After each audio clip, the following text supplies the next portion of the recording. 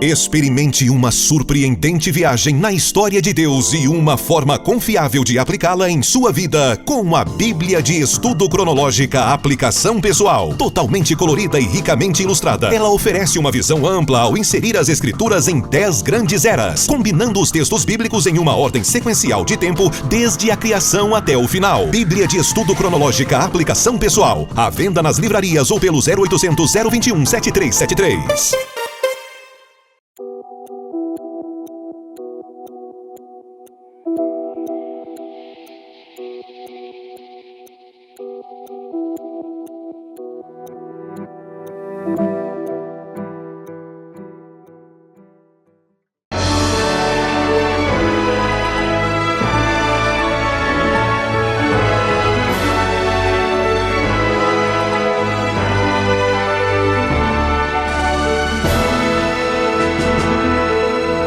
Subsídios.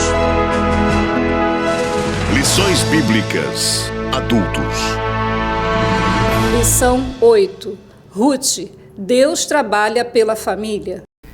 Esta é a oportunidade que você, meu caro professor, tem de mostrar o Deus de toda provisão interferindo e agindo positivamente na vida de uma família. De uma família que estava vivendo um grave problema. E esta família está dentro de uma história das mais belas e das mais dramáticas que nós encontramos no Velho Testamento. Porque é uma história que exalta o amor e a virtude de uma mulher moabita, uma mulher estrangeira na vida do povo de Israel, uma mulher chamada Ruth. É a história, de fato, de um drama familiar que envolve luto, subsistência, desesperança, onde viveram uma crise generalizada de pobreza, de doença, de viuvez e até mesmo de morte física. Nesse drama se destaca de um modo espetacular a tenacidade desta mulher, que era nora de Noemi. Ruth foi capaz de superar as dificuldades enfrentadas na sua vida pessoal, na vida da sua sogra, exatamente com atitudes de fé, de inteligência, de lealdade, de persistência e de esperança, mesmo não sendo uma mulher que conhecia de fato o Deus de Israel. Por isso, nós vamos aprender aqui, com essa história, o exemplo do trabalho, como Deus supre as necessidades primárias da vida humana, da vida das pessoas. Acima de tudo, vamos aprender a confiar no Deus de toda a provisão. E a primeira coisa que nos deparamos dentro dessa família foi uma crise econômica. Uma crise econômica enorme que havia acontecido inicialmente na terra da Judéia. É a família de Elimeleque, marido de Noemi. Eles viviam em Belém e a terra da Judéia estava maltratada, vivendo uma crise econômica pela secura da terra em não produzir grãos para o sustento das famílias.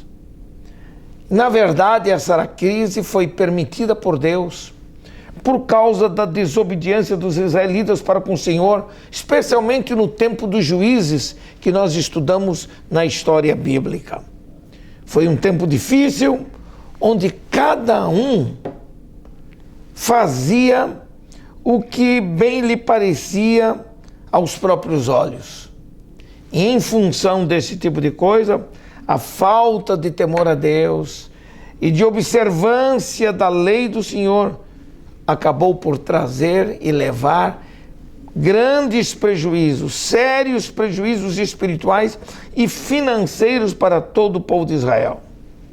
Elimeleque era um homem que ainda mantinha um certo nível de compromisso com a sua crença em Deus, e por isso ele mesmo diante da situação vivida na Judéia, ele resolveu fazer alguma coisa. E para fazer isso, ele resolveu mudar-se para a terra de Moabe. Porque na terra de Moabe ele tinha esperança de ter dias melhores.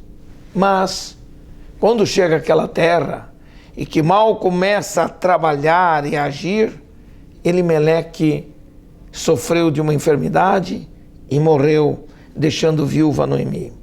Mais do que isso, seus 2 filhos também não duraram muito tempo.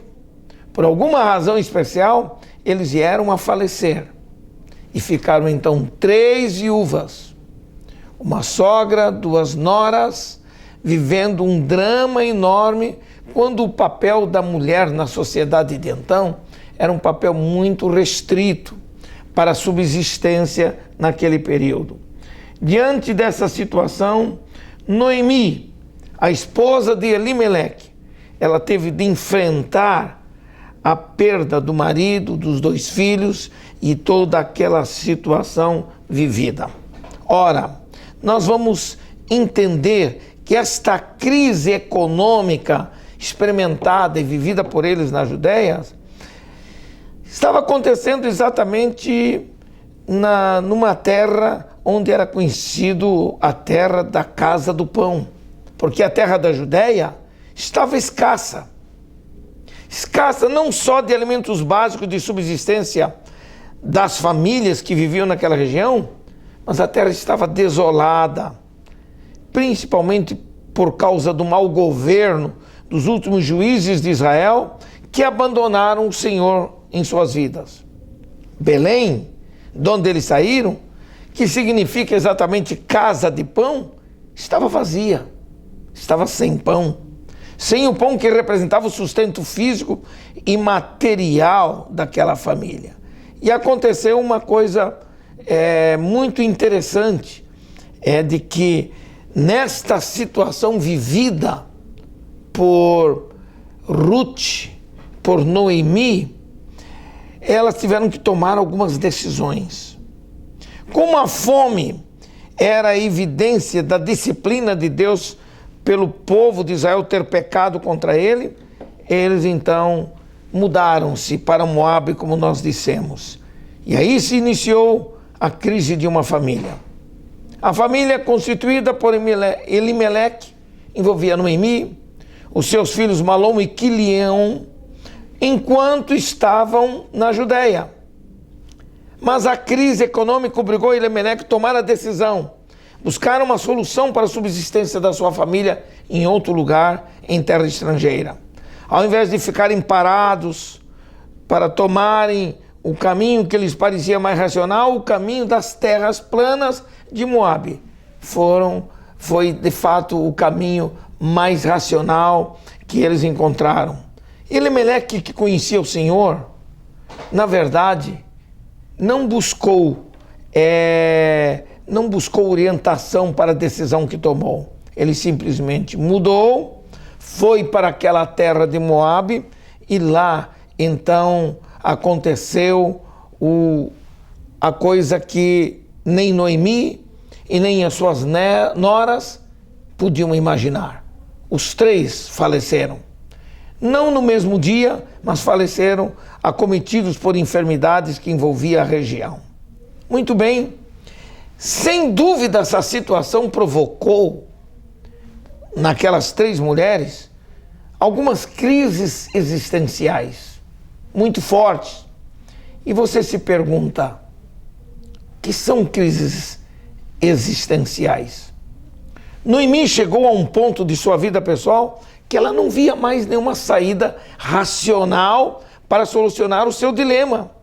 Ela estava vivendo a falta de perspectiva do que fazer para mudar aquela situação. Ela parecia ter chegado a um beco de saída para a sua vida física, para a sua vida emocional e até mesmo espiritual, porque se tornou uma mulher sem esperança. Nossa visão da vida, quando nos deparamos com crises, geralmente se torna embaçada e limitada.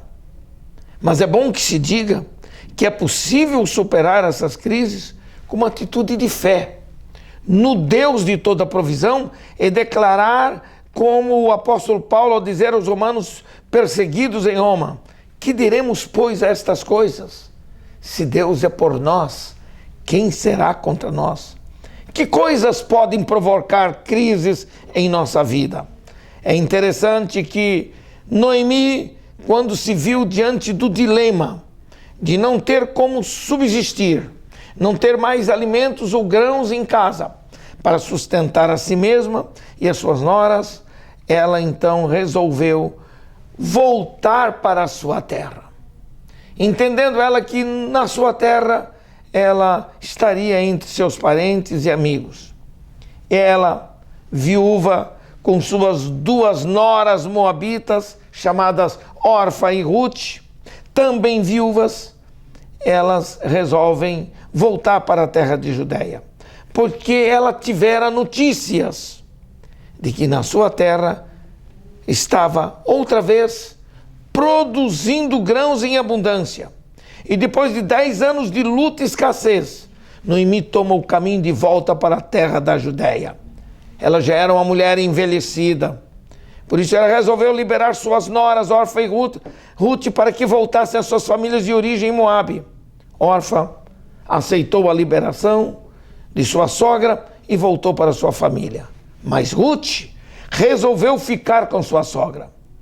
Noemi antes imaginava que Deus a estivesse castigando com todos os sofrimentos experimentados, porque se tornou uma mulher que tinha tristeza íntima e amargura nos olhos e na face em função de todas as coisas.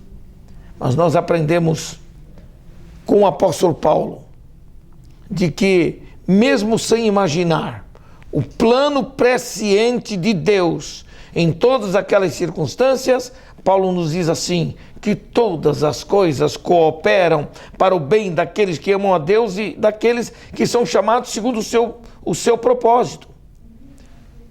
Nesse período, Ruth conhece o Deus de Israel, renuncia aos deuses moabitas, resolve ficar com a sua sogra e ela se tornou uma pessoa especial.